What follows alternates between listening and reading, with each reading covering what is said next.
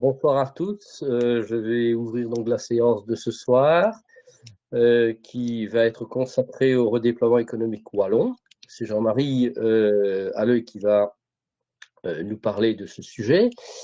Alors, je retrace un petit peu la trajectoire de Jean-Marie qui a été licencié en 93. Déjà en 93, il avait commencé à étudier les commerces, comparer les structures commerciales de Liège et de Leeds. Il avait d'ailleurs bénéficié d'un stage Erasmus à la School of Geography de l'Université de Leeds pendant 1 an.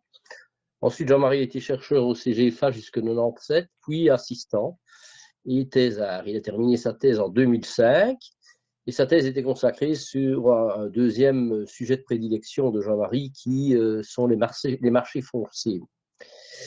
Il a été nommé chargé de cours en 2009, il a ainsi succédé à Madame Mérène et il est donc devenu directeur de l'unité de géographie économique au sein de notre université.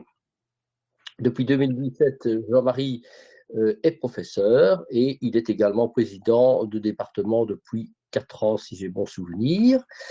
Les domaines d'activité de Jean-Marie sont la géographie économique au sens large du terme, géographie urbaine, l'étude des marchés fonciers, comme je viens de le dire, localisation des activités économiques et notamment commerciales, la planification et le développement territorial.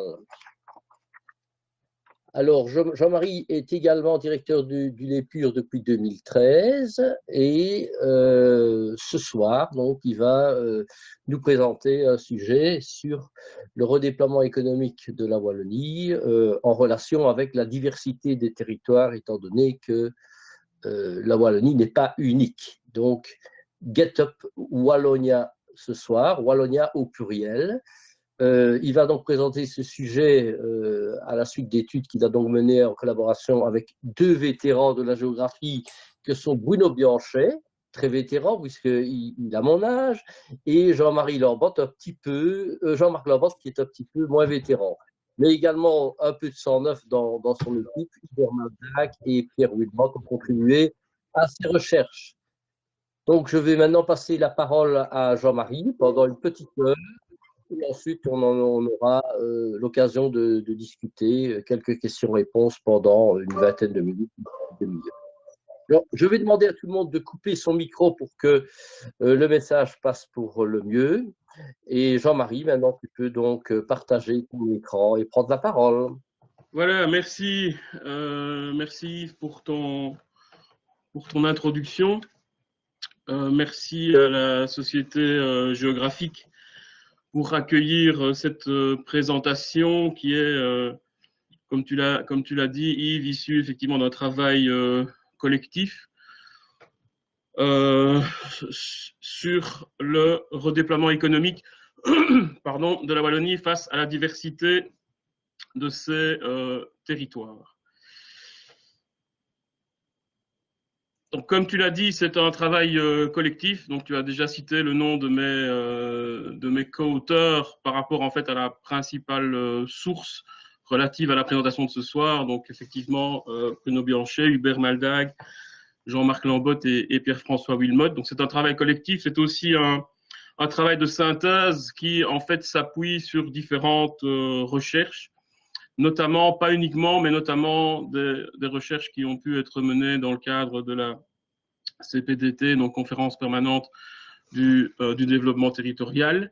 Et cette synthèse, nous l'avons donc proposée au CRISP, qui a accepté donc de la publier dans un courrier hebdomadaire. Donc il s'agit en fait, ce courrier hebdomadaire correspond à la principale source des réflexions que je vais donc présenter ce soir. Donc si le sujet vous intéresse, je vous invite évidemment à consulter la publication pour approfondir le sujet. Alors la thématique effectivement du redéploiement économique de la Wallonie, qui est une thématique lancinante, hein. Bon, ça fait des décennies et des décennies que cette question est à l'ordre du jour. Et nous sommes en fait partis de 2 constats. Un premier constat, c'est que nous sommes en fait souvent avec des analyses globalisantes. Globalisantes, ça veut dire que la Wallonie va être comparée à d'autres régions, à commencer évidemment par la Flandre, mais la Wallonie pourra aussi être comparée à d'autres régions de tradition industrielle. Ça, c'est un premier constat. On va rarement vers des analyses plus fines. Et puis le deuxième constat, c'est que en lien avec ces analyses globalisantes, on a quand même des politiques qui sont principalement mises en œuvre de manière homogène sur l'ensemble du territoire régional. Et donc par rapport à ça, on a jugé opportun d'amener une perspective de géographie économique. Et nous nous sommes donc posé deux questions. Donc, première question, quels sont les grands ensembles territoriaux au sein de la Wallonie? Donc c'est finalement une question assez classique de géographie. On veut comprendre comment fonctionne un territoire, et puisqu'on fait de la géographie économique, on veut comprendre comment ça fonctionne sur un plan économique. Et puis, parallèlement à cela, ou en aval de cela, on s'est également intéressé à dans une approche plus orientée vers le développement territorial. Donc, si effectivement la Wallonie est composée de grands ensembles territoriaux, je vais peut-être redemander, comme Yves l'a fait, d'éteindre les micros. Il y a un écho et il y a au moins... Merci. Donc, si effectivement la Wallonie est composée de plusieurs ensembles territoriaux, bien on peut se poser la question, ne serait-il pas opportun en termes de politique publique, notamment politique de redéploiement économique, de spécialiser, ou plus exactement ici en l'occurrence de spatialiser ces politiques de développement. Donc voilà en gros les deux questions auxquelles on va essayer de répondre ce soir. Et donc vous voyez comment mon intervention est structurée. Donc dans un premier point, on va mettre en avant quelques réflexions générales sur les liens entre développement économique et territoire. Ensuite, il y aura une analyse à l'échelle de l'Europe du Nord-Ouest, donc positionner la Wallonie par rapport aux régions voisines. On affinera ensuite à l'échelle de la Wallonie, et effectivement, le constat est assez clair. Hein, nous sommes avec une Wallonie plurielle à tous les points de vue, et en particulier en termes de potentialité socio-économique. Au quatrième point, on affinera encore un petit peu avec la question des territoires de tradition industrielle, et puis nous terminerons avec quelques réflexions sur les politiques de développement. Donc d'abord sur développement économique et territoire. Donc ici, je fais d'abord référence à la notion de ressources territoriales qui a structuré en fait la publication. Et donc on peut définir cette notion comme étant les caractéristiques des territoires qui vont permettre d'y attirer des flux de revenus. Alors rapidement, on peut dresser une typologie des ressources territoriales. Hein, on pourra parler du capital humain en fonction des niveaux de formation. Si on a sur le territoire des cultures plus ou moins entrepreneuriales, des cultures plus ou moins propices à l'innovation, tout ça renvoie à l'humain. Il y a également des ressources territoriales liées à l'environnement économique. Donc, y a-t-il un accès au financement? Qu'en est-il de la fiscalité, des réglementations, etc. Qu'en est-il aussi de l'accès aux services spécialisés? Donc ça, ce sera développé à différentes reprises. On voit que, par exemple, au niveau des PME, il est important que les PME ou d'autres entreprises puissent s'appuyer en fait sur des services spécialisés qu'on appelle parfois des services supérieurs, donc dans les domaines informatiques, dans les domaines de la finance, dans les domaines du juridique. Et un territoire qui héberge des services spécialisés est un territoire qui va permettre le développement des autres secteurs. Autre type de ressources territoriales et qui se rapporte là davantage au territoire, les aménités urbaines par exemple, l'accessibilité, est-ce que le territoire est accessible vis-à-vis des marchés, et puis la question de la disponibilité en foncier, notamment sur les marchés du foncier à vocation économique. On aura l'occasion aussi d'y revenir, c'est une ressource territoriale qui est souvent mise en avant par les acteurs au niveau de la Wallonie.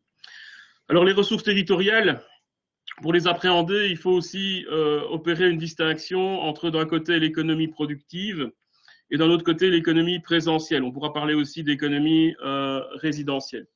Alors tout ça renvoie notamment à la théorie de la base. Donc, si on s'intéresse à l'économie productive, la base productive est liée au fait que le territoire, une ville par exemple, une région, une sous-région, va héberger des entreprises. Ces entreprises vont exporter des biens et des services. Et grâce à ces exportations, eh bien, le territoire va pouvoir capter des revenus. Donc ça renvoie à l'économie productive. Et puis de plus en plus, on se rend compte que quand on s'intéresse au développement d'un territoire, il faut aussi prendre en compte ce qu'on appelle l'économie présentielle ou résidentielle à travers une autre base économique qui tient au fait que le territoire, en plus d'être un lieu de production, donc le territoire héberge des entreprises, mais il héberge aussi évidemment des populations. Donc ça veut dire que le territoire est aussi un lieu de consommation. Et la présence de ces populations, ça pourrait être des touristes, ça pourrait être des nafteurs par exemple, va permettre de capter en fait des revenus qui en termes d'économie productive ont été générés ailleurs. C'est ailleurs dans l'espace, hein, par exemple avec les nafteurs. Ça peut aussi d'ailleurs être ailleurs dans le temps avec certaines régions qui accueillent une part importante de retraités. Alors, vu en fait la disjonction croissante entre les lieux où la valeur ajoutée est créée et les lieux où les revenus sont dépensés, il est donc de plus en plus important de tenir compte de l'économie présentielle, de l'économie résidentielle.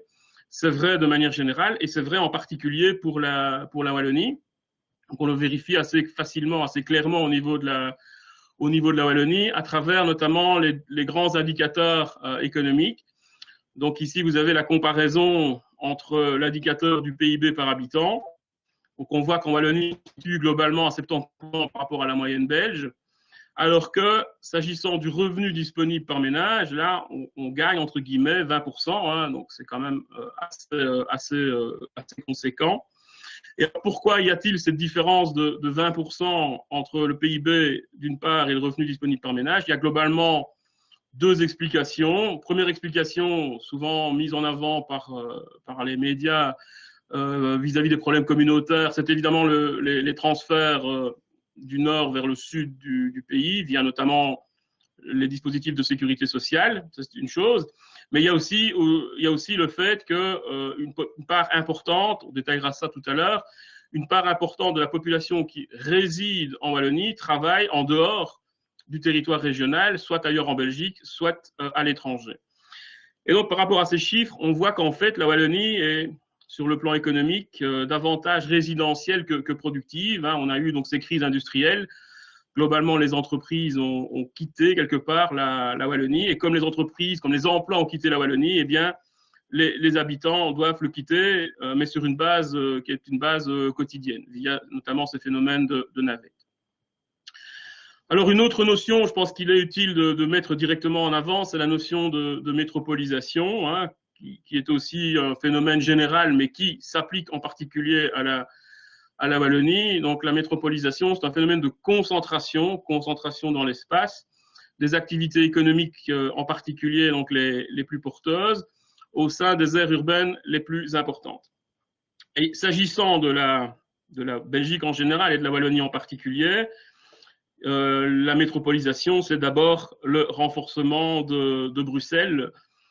Sans doute, les acteurs wallons n'en sont pas encore suffisamment conscients. On sait évidemment que la Bruxelles est le moteur économique de la Belgique, mais quand on voit l'impact territorial et le renforcement de cet impact territorial, ça mérite clairement une grande attention. Alors ici, pour illustrer le propos, j'ai repris une carte qui n'est pas dans la publication du CRISP qu'on va prochainement publier, qui est un travail réalisé notamment avec Hubert Maldag, qui porte sur les régions urbaines et sur les aires, les communes multipolarisées.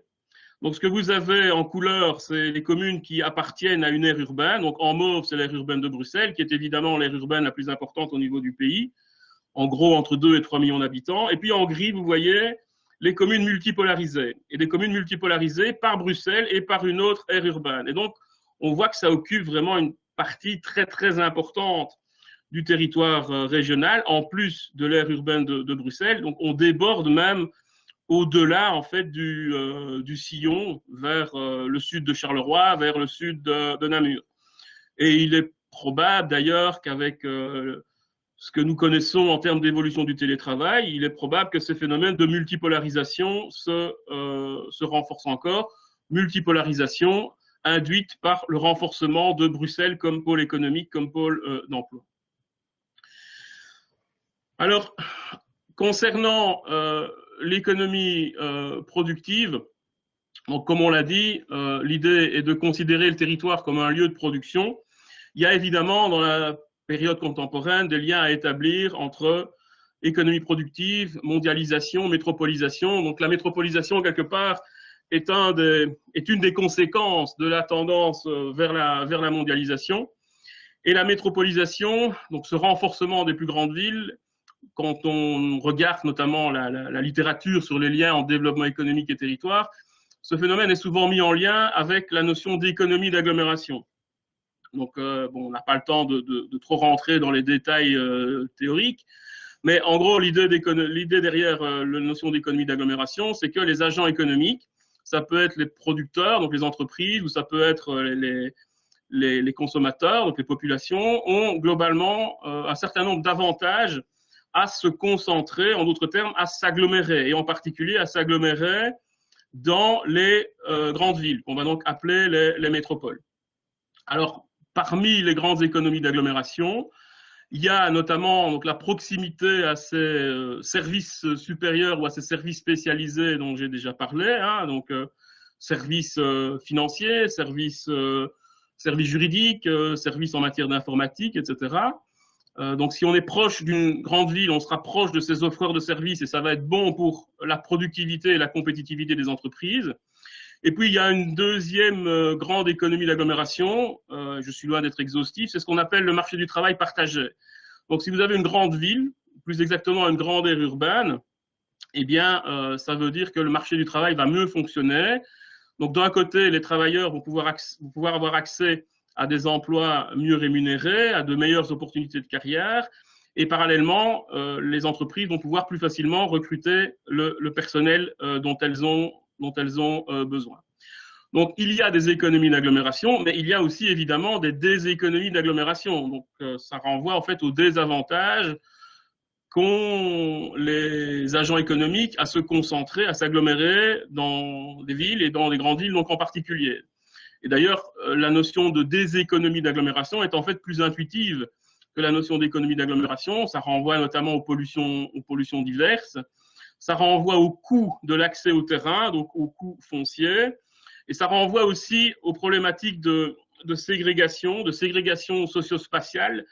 Donc, dans les grandes villes, on va avoir plus spontanément, par des mécanismes de marché, des logiques de ségrégation. Donc, les groupes sociaux vont avoir davantage tendance à se séparer, à s'éloigner. Et tout ça va avoir des répercussions. On aura l'occasion d'illustrer ça avec le contexte wallon, notamment en termes de système éducatif.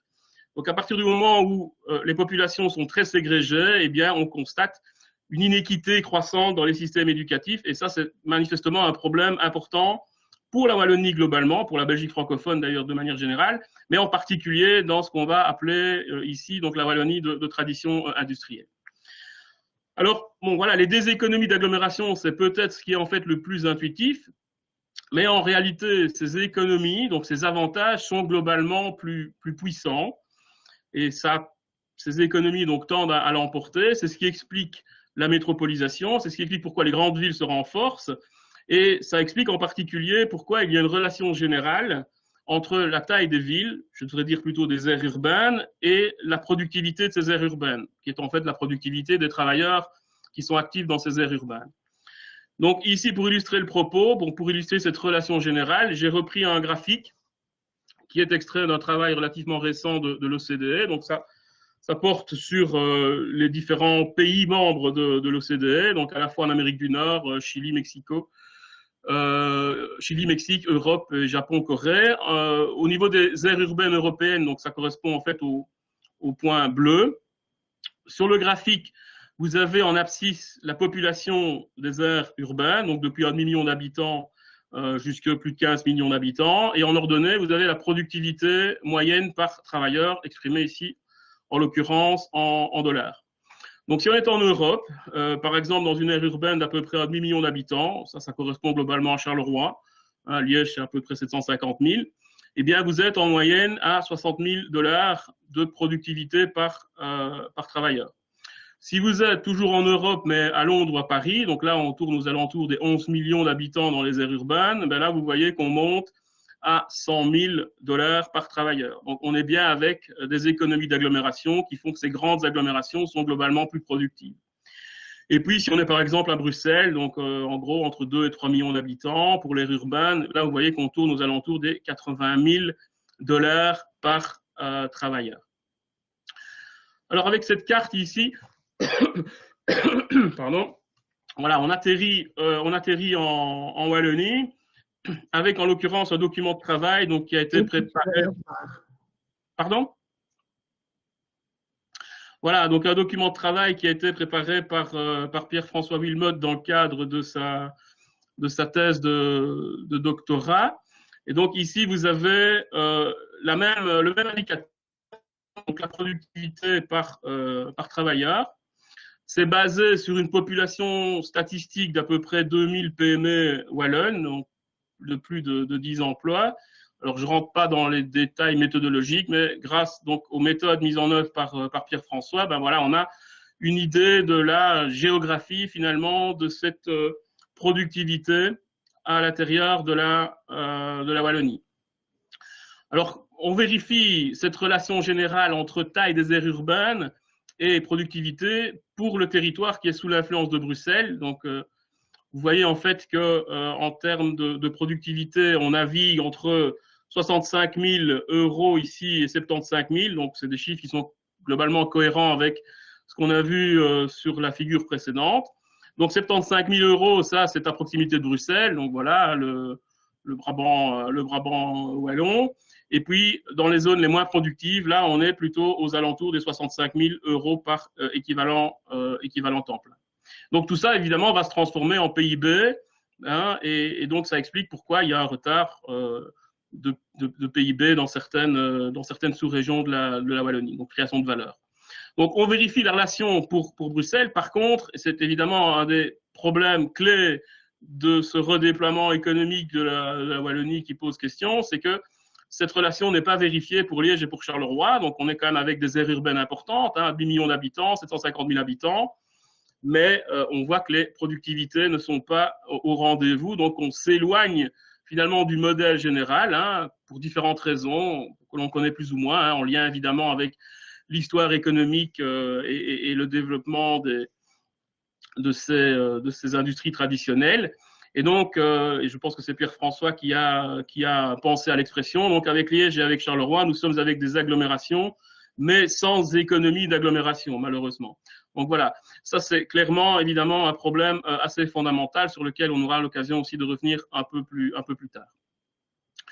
Alors, on peut aussi dire un mot des ressources territoriales, de l'accessibilité et du foncier. Et de ce point de vue-là, ce qui est frappant, c'est le décalage entre ce qui est mis en avant en Wallonie, ce qu'on peut considérer être une pensée prédominante, c'est-à-dire le fait que ces ressources territoriales soient importantes en termes donc de développement économique, et puis d'autre part la littérature scientifique. Donc quand on regarde la littérature scientifique, elle est surtout dédiée aux facteurs immatériels de la compétitivité, comme le capital humain, comme l'innovation, comme les réseaux d'entreprises.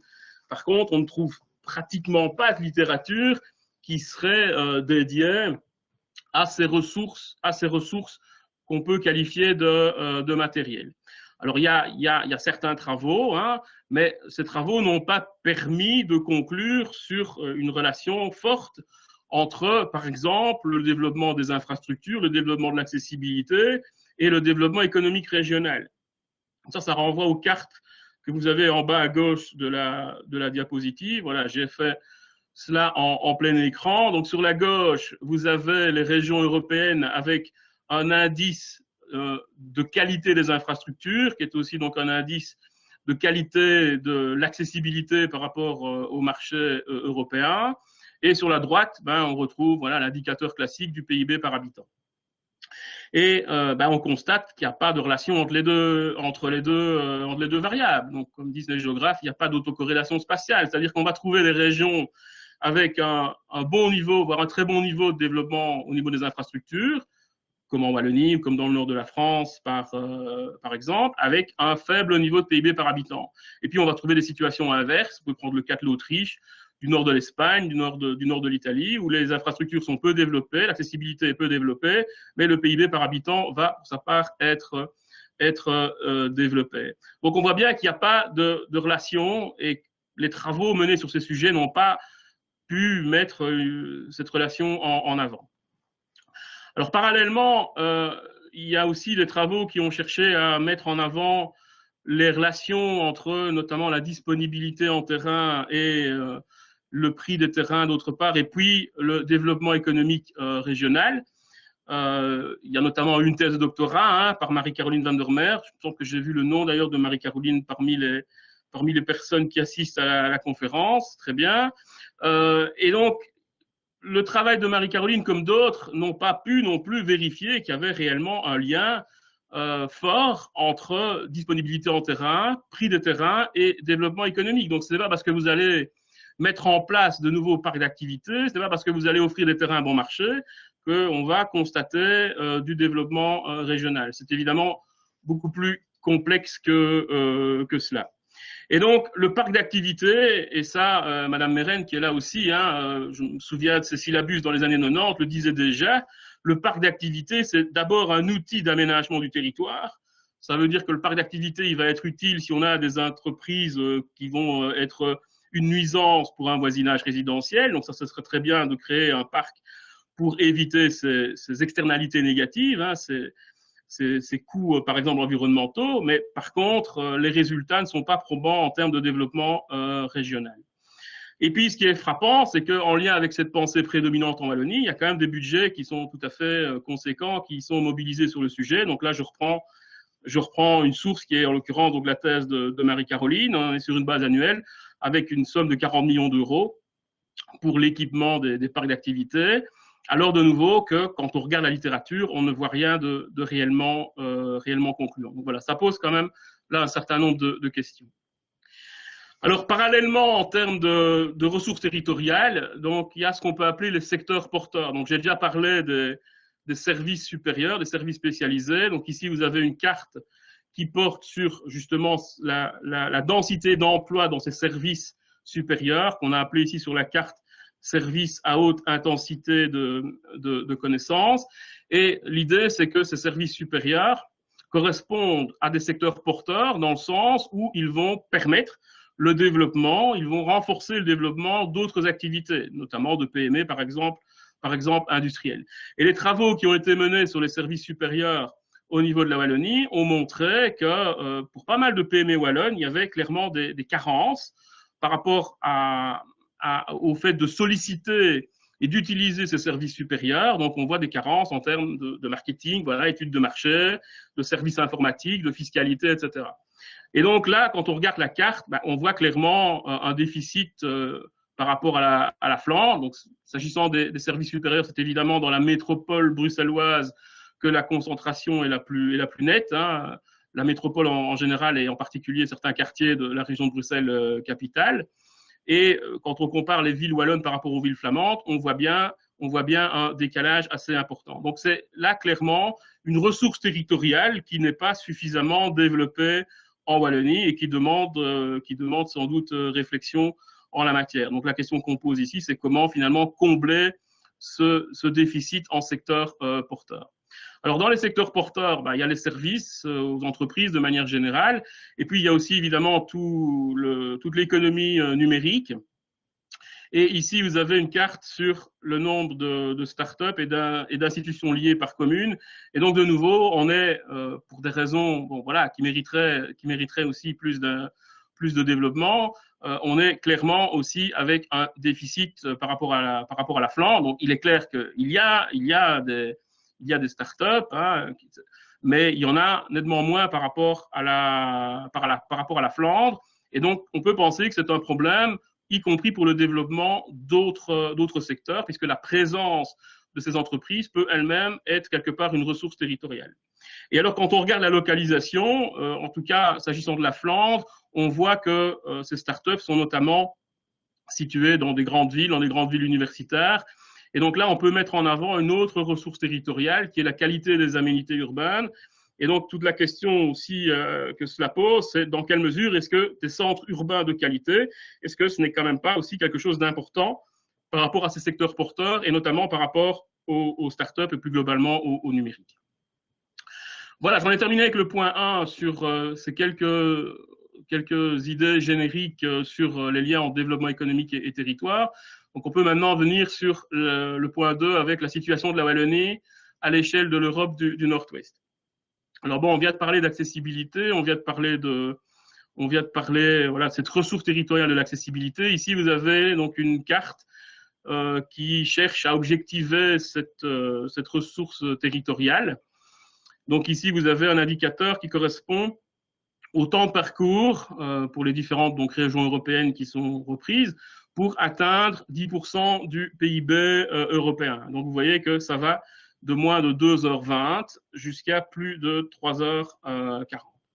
Alors quand on analyse cette carte, il y a finalement deux conclusions. Première conclusion, c'est que bah oui, la Wallonie étant effectivement dans le nord-ouest de l'Europe, donc c'est proche des grands marchés, c'est évident, mais on n'est pas spécialement mieux situé, on n'est pas spécialement plus accessible en Wallonie par rapport à certaines régions d'Allemagne, de France, de Flandre ou des Pays-Bas. Donc première conclusion. Et puis la deuxième conclusion, c'est que, en tout cas pour cet indicateur en particulier, il y a quand même de grandes diversités au sein de la Wallonie. En particulier, l'est de la Wallonie est quand même un peu plus favorisé peut-être avec Liège, mais on voit que notamment les zones plus rurales sont clairement moins proches des grands marchés. Donc ça, c'est une conclusion sur la base de l'indicateur, et à partir de là, on peut de nouveau se poser une question en termes de politique publique. Donc, faut-il, par exemple, viser des développements logistiques sur l'ensemble du territoire régional? Donc voilà, ça, c'est une illustration de la thématique générale. N'est-il pas plus opportun, de nouveau, de mieux spécialiser, de mieux spatialiser les politiques de développement, en particulier mais en matière de logistique? Alors ici, vous avez, donc toujours à cette échelle de l'Europe du Nord-Ouest, la représentation d'un indice composite que nous avons élaboré par rapport aux objectifs de la stratégie Europe 2020. Donc voilà, l'Europe a publié cette stratégie, et dans cette stratégie, eh bien, la Commission européenne a mis en avant une série d'indicateurs qui sont des indicateurs donc jugés importants par rapport aux politiques de développement territorial. Donc parmi les indicateurs, il y avait en particulier le taux d'emploi, la part du PIB consacrée à la recherche-développement. Donc, en termes de taux d'emploi, l'objectif, c'est d'atteindre 75%. La part du PIB consacrée à la recherche-développement, donc là, l'objectif est fixé à 3%. La part des diplômés de l'enseignement supérieur dans l'accord 30-35 ans, donc là, l'objectif est d'atteindre 40%. Et le taux d'abandon scolaire précoce, qui renvoie en fait à quelque part une logique de décrochage scolaire. Je vais y revenir en détail sur la diapositive suivante. Donc là, l'idée, c'est de ne pas dépasser le seuil des 10%. Donc, nous avons pris en compte ces quatre indicateurs, qui sont donc des indicateurs que nous avons sélectionnés parce qu'ils sont repris par la stratégie, ils ont été repris par la stratégie Europe 2020. On les a intégrés, et ce que vous avez sur la carte correspond aux résultats de cette intégration. Donc, sur la carte, vous avez d'abord les aplats de couleurs. Donc, les aplats de couleurs correspondent à donc la valeur de l'indice composite. Donc, si vous avez en fait une valeur de 100, ça veut dire que le territoire, la région en question, a atteint l'ensemble des objectifs. Donc, par exemple, à au moins 75% de taux d'emploi.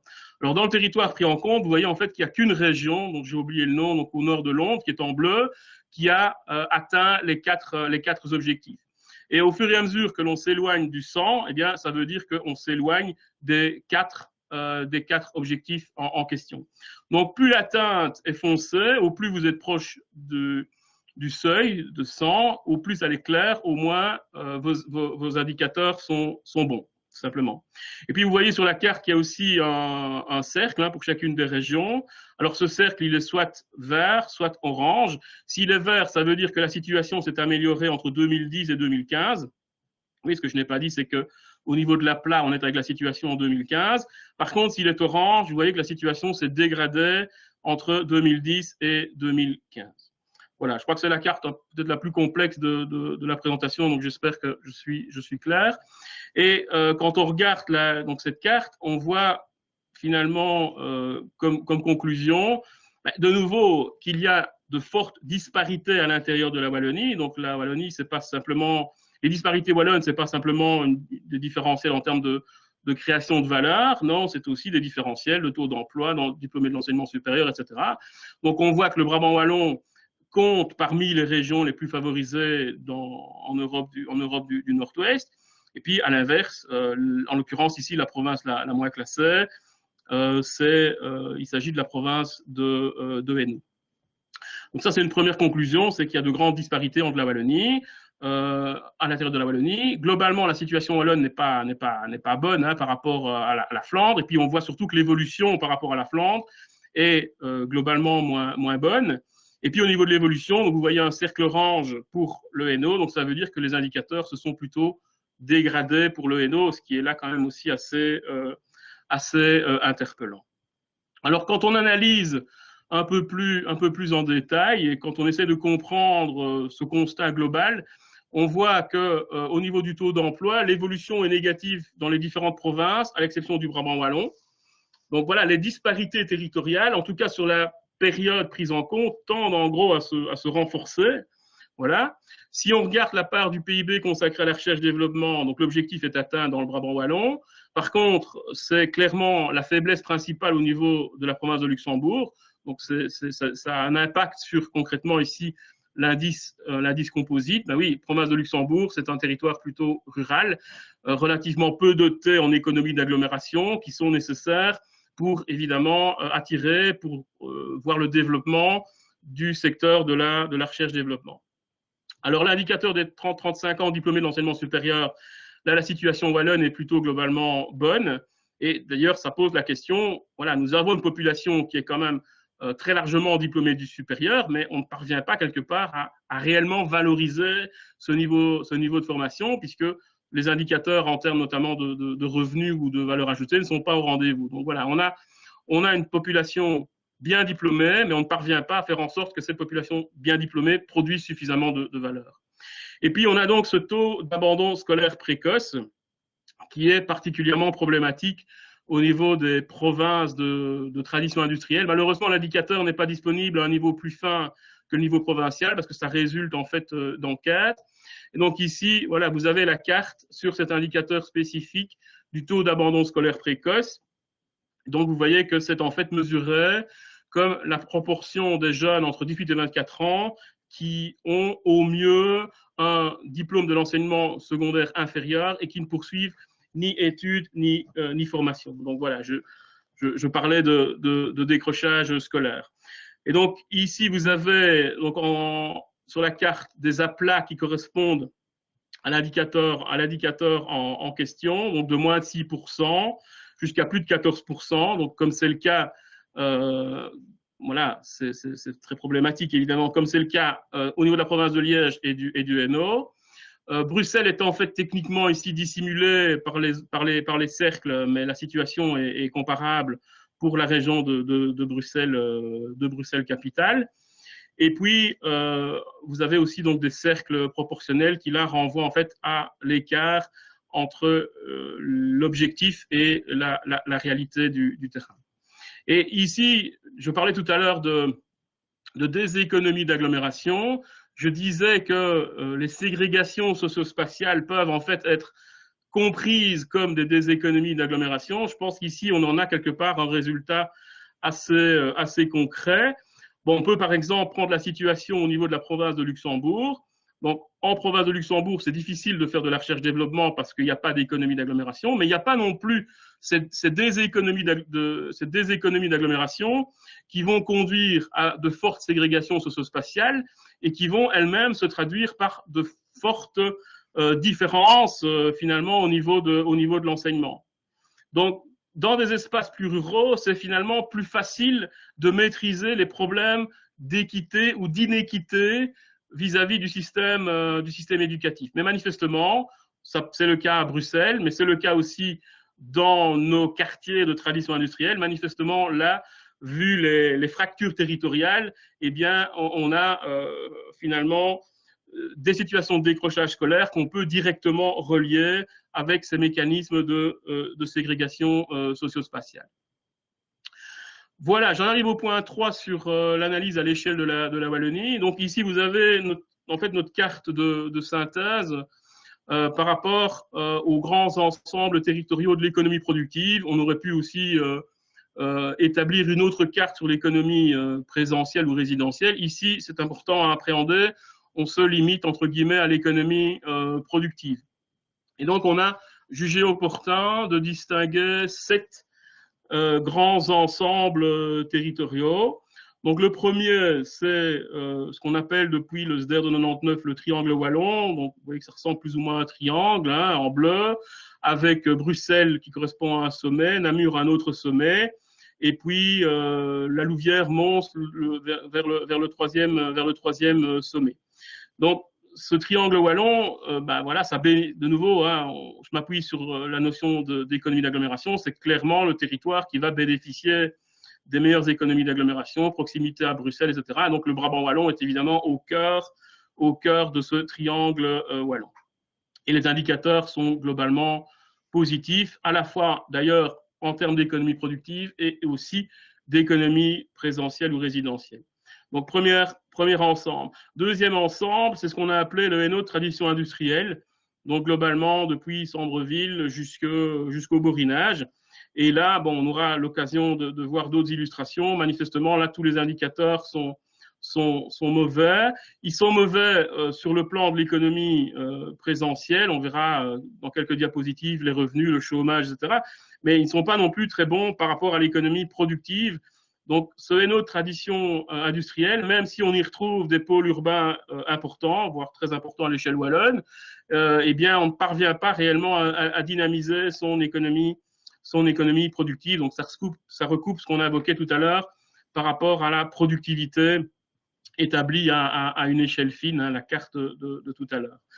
Troisième ensemble, c'est la région liégeoise, où on va retrouver des caractéristiques à la fois du triangle wallon, donc il y a quand même voilà, un bassin d'emploi de peu près 750 000 personnes, hein, le rôle aussi évidemment de l'université, donc il y a toute une série quand même de ressources qui font qu'il y a une certaine métropolisation quand même en tout cas de l'économie productive, mais parallèlement, on a évidemment aussi des localités avec un héritage du passé industriel où on va retrouver les mêmes caractéristiques que celles du Hainaut de tradition industrielle. Et puis, vous avez deux autres ensembles à l'est et à l'ouest de la Wallonie, donc la Wallonie-Picarde d'un côté et l'Entrevesse-Drémeuse de l'autre, avec certains points communs, notamment en termes d'économie productive, une spécialisation vers à la fois la logistique et puis également vers l'agroalimentaire. Autre zone très importante évidemment sur le plan territorial, c'est ce qu'on a appelé la Wallonie des faibles densités. Alors, c'est évidemment pas une Wallonie du vide, hein, bien sûr que non. Il y a toute une série de villes, petites, moyennes, mais clairement, on le verra aussi avec toute une série de cartes. En particulier, l'économie productive n'est pas dynamique parce qu'on peut de nouveau faire référence à cette grille d'analyse des économies d'agglomération. Et puis, dernière zone, dernier ensemble, donc le sud Luxembourg. Alors, le sud Luxembourg, une situation quand même assez spécifique liée évidemment à la proximité du Grand-Duché et à la proximité de la métropole finalement luxembourgeoise, c'est que on a d'un côté des revenus élevés, donc ça veut dire une économie résidentielle qui est plutôt, qui se porte bien, voire très bien, mais à l'inverse, une économie productive qui est véritablement atone en raison évidemment de la concurrence du Grand-Duché de Luxembourg. Donc là, on verra d'autres cartes qui montrent clairement que on crée très peu d'entreprises dans cette partie de la Wallonie. Alors ici, vous avez une carte que j'ai reprise pour illustrer la Wallonie de la base productive. C'est une carte qui recense en fait les membres des pôles de compétitivité. Donc les pôles de compétitivité, on y trouve principalement des entreprises. Des entreprises, évidemment, par définition, des secteurs les plus porteurs. Donc ce sont plutôt des entreprises dynamiques par rapport aux autres entreprises wallonnes. Et là, de nouveau, on constate ce rôle des économies d'agglomération. Donc, globalement, il y a deux zones de concentration. Premièrement, le triangle wallon. On isole assez facilement l'axe Bruxelles-Namur et puis l'axe Bruxelles-Charleroi et Mons, avec de nouveau au cœur du triangle wallon le Brabant wallon. Donc, première zone de concentration. Et puis, deuxième zone de concentration, la région de Liège, qui là s'en sort quand même relativement bien. Par contre, ailleurs sur le territoire, on voit que le nombre de membres des pôles de compétitivité reste quand même marginal, à l'exception de nouveau de la Wallonie-Picarde et de l'Entrevesse-Drémeuse. Mais quand on regarde les couleurs des cercles proportionnels, donc qui renvoient aux différents pôles, on voit qu'on est surtout dans le brun, donc dans la logistique, et dans le jaune, donc dans les industries agroalimentaires. Par contre, beaucoup moins de membres au sud du sillon, à la fois dans la Wallonie de faible densité et à la fois dans l'ensemble territorial du sud Luxembourg. Ici, vous avez une autre carte, toujours sur cette thématique de la Wallonie de la base productive. Donc ici, en l'occurrence, vous avez un indicateur qui correspond au nombre de salariés dans la base productive pour 1000 actifs. Donc, plus l'aplat est foncé et plus les secteurs productifs sont importants dans l'emploi. Et donc là, de nouveau, on isole assez bien le triangle wallon, on isole assez bien la région de Liège, de nouveau la Wallonie-Picarde, l'Entrevesse-Drémeuse, et au sud du sillon, clairement, on est plutôt avec des teintes claires, à quelques exceptions près, Virton, Libramont. Mais donc, on voit bien cette difficulté au sud du sillon de s'inscrire véritablement dans la logique productive. Et donc, ici, la logique productive, c'est les secteurs industriels, c'est la logistique, et ça correspond aussi aux services aux entreprises. Alors ici, vous avez une synthèse finalement de la base productive plus le tourisme. Donc, ça renvoie à une notion un peu plus large de la base économique, avec un indicateur qui est ici le nombre d'entreprises éligibles au FEDER pour 1000 actifs. Et donc, on a repris tout simplement la définition des secteurs éligibles au FEDER. Donc, c'est ça qui constitue la base productive plus le tourisme. Et donc là, on voit clairement la situation du Brabant wallon qui ressort assez nettement. Donc, on est bien dans la zone finalement la plus dynamique en termes de création d'entreprises. Et ce qui nous a frappé quand on a notamment analysé cette carte, c'est le décalage en fait entre la géographie des communes où il y a beaucoup d'entreprises donc éligibles au niveau du FEDER, et puis d'autre part la géographie des zones prioritaires. Donc ici, vous avez cette géographie des zones prioritaires, zone 1, zone 2. Bon, zone 1, on sait que c'est l'héritage des anciennes programmations européennes. On va aider le NO. Zone 2, parfois un petit peu difficile à comprendre. Bon, plutôt certaines communes rurales, certaines communes aussi des bassins de Liège et de Verviers, plus d'autres communes périphériques dont on ne comprend pas trop pourquoi elles ont été intégrées. Et donc, c'est assez quand même frappant de constater le problème de l'efficacité d'une part et de l'équité territoriale d'autre part. C'est-à-dire que si on veut vraiment être efficace dans les aides aux entreprises, ce qui est l'objet notamment des aides du FEDER, il faudrait plutôt aider le Brabant wallon ou certaines zones plus dynamiques. Mais c'est en fait l'inverse qui a été mis en place, puisqu'on a choisi, pour des raisons d'équité territoriale, on a choisi de continuer à soutenir, par exemple, le le Hainaut. Donc voilà, ça renvoie quand même à une question assez fondamentale. On veut un redéploiement de l'économie wallonne, mais souhaite-t-on en même temps aboutir à une équité territoriale? Les deux objectifs sont peut-être pas tout à fait convergents.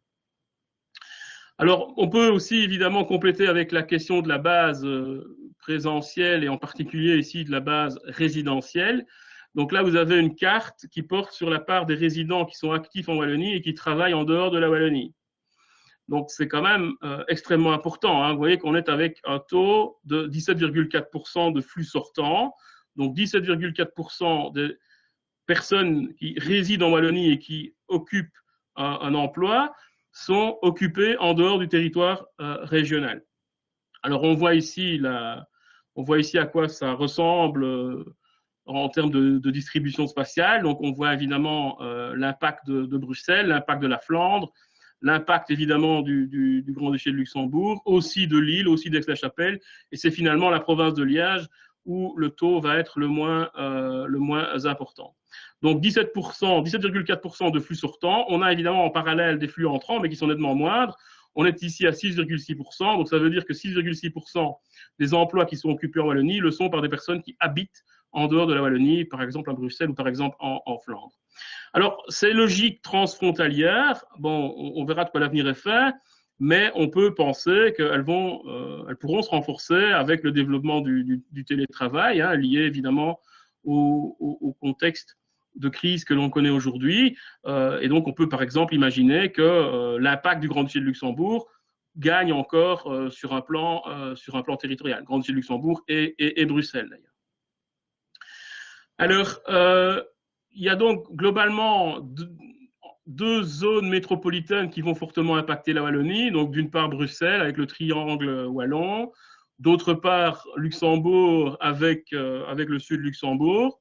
Ça, c'est vrai en termes d'économie résidentielle, présentielle, mais on constate, c'est pour ça que j'ai titré ici la diapositive des zones métropolitaines plurielles, on constate des différentiels extrêmement importants en termes d'économie productive. C'est-à-dire que dans le Brabant wallon, manifestement, on va profiter des logiques productives de la métropole bruxelloise, de la métropolisation bruxelloise. Donc, on a ici, vous voyez l'indicateur, le nombre de PME pour 1000 actifs. Et puis, vous avez des cercles proportionnels avec le nombre de PME. Donc, on voit bien cette dynamique entrepreneuriale au niveau du Brabant wallon. Et puis, à l'inverse, au niveau du sud Luxembourg, on est avec de très faibles volumes de PME, des niveaux qui sont en fait comparables au niveau du borinage, donc parmi les régions finalement les plus déprimées de la Wallonie. Donc on a clairement deux logiques métropolitaines assez différentes, un contexte finalement positif sur le plan résidentiel et sur le plan productif au niveau du Brabant wallon, et un contexte assez spécifique, essentiellement résidentiel au niveau du sud Luxembourg. Et donc ça pose quand même aussi un certain nombre de questions, hein. Est-ce qu'on est quelque part d'accord de dédier ce territoire uniquement à une logique de migration alternante vers le Grand-Duché de Luxembourg? Voilà, ça pose cette question, clairement. Alors, on a aussi donc les ensembles de traditions industrielles. Bon, ça ressort assez aisément via plusieurs cartes, hein. Ici, vous avez donc une carte classique, le revenu moyen par habitant. Eh bien, on voit clairement ces deux ensembles, donc des localités marquées par le passé industriel, dans ce qu'on a appelé donc le Hainaut de tradition industrielle, avec à peu près 720 000 habitants. Et puis, parallèlement, le bassin industriel de Liège, plus ou moins 350 000 habitants. Et on est quand même à peu près à 30% de la population wallonne sur, entre guillemets, seulement 6,5% du territoire. Et donc, de nouveau, hein, on imagine quand même assez mal un réel redéploiement économique de la Wallonie si on ne peut pas mieux intervenir sur ces zones et sur, globalement, un tiers de la population wallonne.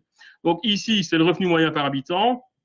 Et ici, c'est l'image inverse avec, en l'occurrence, le taux de chômage administratif.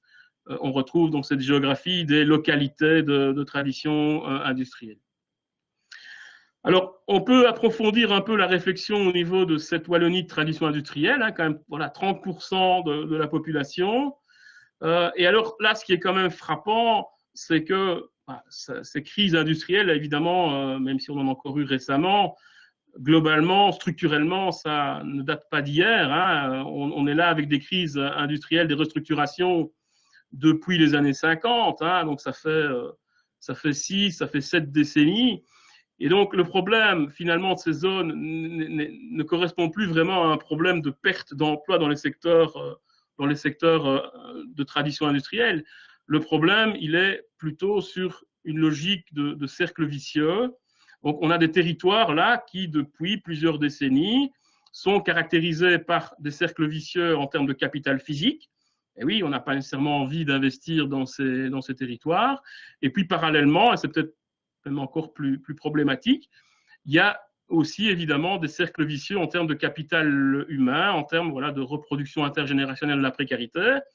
Et donc, on doit se poser la question, et prévoyons-nous que ces territoires vont rester finalement avec de tels indicateurs pour encore des décennies et des décennies. Alors, quand on essaie de comprendre donc, ces cercles vicieux, il y a d'abord la problématique de l'attractivité résidentielle. Donc là, il y a des travaux notamment menés par les démographes qui montrent bien, notamment quand on regarde le bassin Charleroi, ou même plus globalement le Hainaut de tradition industrielle, on voit bien le départ hein, des jeunes finalement les mieux formés, les plus dynamiques, quelque part génération après génération. Donc on voit entre guillemets, hein, puisqu'on comprend évidemment les logiques individuelles, entre guillemets un abandon de ces territoires qui bloque finalement le redéploiement de ces territoires. C'est vrai aussi au niveau de Liège, mais ça se passe sur des territoires qui sont moins étendus. Donc voilà, il y a un problème là de déficit d'attractivité résidentielle. Et puis, il y a parallèlement, donc je reviens sur mes problématiques de décrochage scolaire, de ségrégation socio-spatiale, il y a ce qu'on appelle en géographie des effets de lieu ou des effets de voisinage. Et on entend donc par effet de lieu le fait qu'à caractéristiques individuelles égales, des personnes qui vont résider dans un espace défavorisé et paupérisé seront susceptibles de rencontrer plus de difficultés, d'abord dans leur parcours scolaire et puis ensuite dans leur parcours professionnel. Voilà, donc on est clairement avec cette question de l'impact des fractures territoriales sur le système éducatif et on l'a dit, tout ça est quelque part illustré par ce taux d'abandon scolaire précoce qui marque en particulier la province de Liège et également le Hainaut. Donc on est quelque part dans une déséconomie d'agglomération qu'on ne parvient pas à gérer via le fonctionnement des systèmes scolaires. Voilà, j'en arrive au point 5 sur une conclusion qui est aussi en fait une série de questionnements sur les politiques de développement. Donc je reviens ici avec la carte au niveau des grands ensembles territoriaux. Donc globalement, la question que l'on pose, c'est ne serait-il pas opportun d'aller vers un soutien, donc en termes de politique publique, vers un soutien qui serait plus sélectif sur le plan territorial. Donc en l'occurrence, on a ce modèle de la métropolisation, on a ce modèle des économies d'agglomération, mais peut-on espérer finalement des activités de type métropolitain qui seraient hébergées dans des parcs d'activités liés à la logistique ou dans des parcs scientifiques? Est-ce qu'on peut espérer finalement que investir dans ce type de développement sur l'ensemble du territoire, est-ce que c'est opportun? Ne faudrait-il pas au contraire être plus sélectif? Et en l'occurrence, dans les territoires où l'économie productive est peu dynamique, donc globalement le sud du sillon, ne faudrait-il pas trouver d'autres stratégies de développement? Il y a évidemment l'économie présentielle qui pourra encore peut-être se développer encore avec cette logique du télétravail.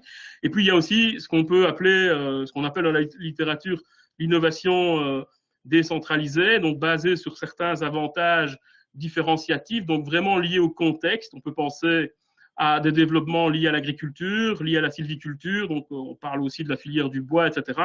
Est-ce que ce n'est pas finalement plus intéressant que de chercher à imiter les zones dotées davantage d'économies d'agglomération? Alors, la question aussi de l'accessibilité du foncier, donc on l'a dit, il y a un décalage entre la pensée prédominante en Wallonie et puis ce qu'on trouve dans la recherche. Voilà. Le parc d'activités, c'est sans doute utile en termes d'outils d'aménagement. Est-ce que c'est utile en termes d'outils de développement? Globalement, les résultats ne sont pas nécessairement très positifs. Et donc, faut-il finalement continuer à mobiliser des moyens aussi importants, hein. Donc, je citais tout à l'heure le chiffre des 40 millions d'euros sur une base annuelle. Alors, en termes de politique de développement, on peut évidemment s'interroger sur l'opportunité de mettre davantage de moyens pour régénérer les centralités, pour régénérer les agglomérations.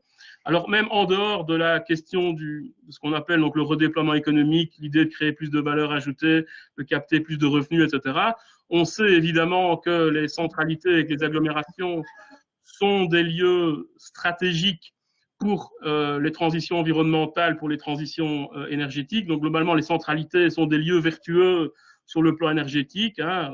On sait très bien qu'il faut éviter l'étalement urbain pour limiter la dépendance à l'automobile, etc. Donc, tout ça justifie déjà, c'est une première, finalement, bonne raison pour mettre plus de moyens au niveau des centralités et des agglomérations.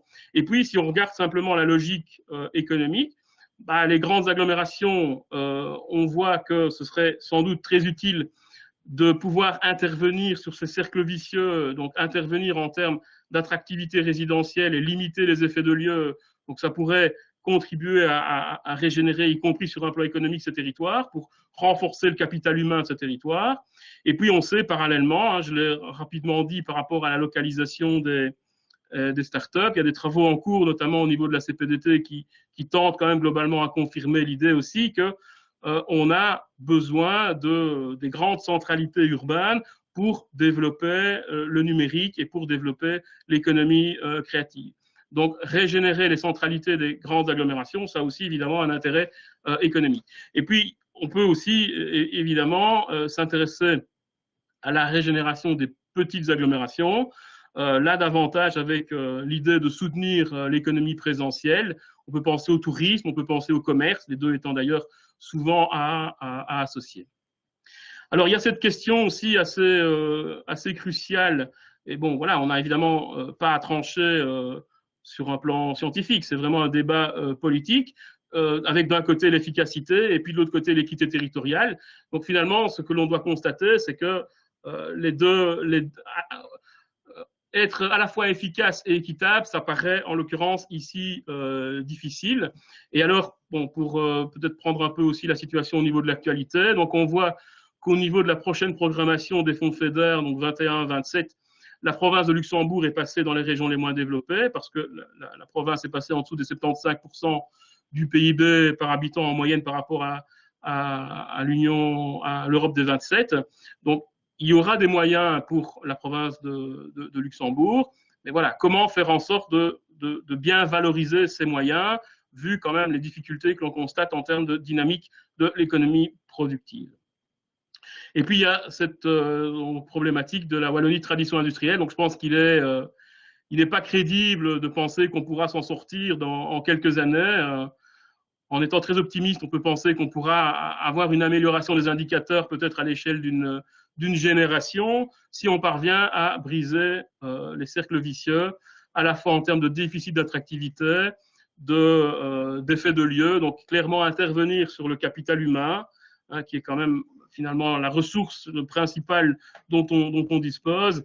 Et de ce point de vue-là, on peut aussi se poser la question de l'arbitrage entre économie productive et économie résidentielle.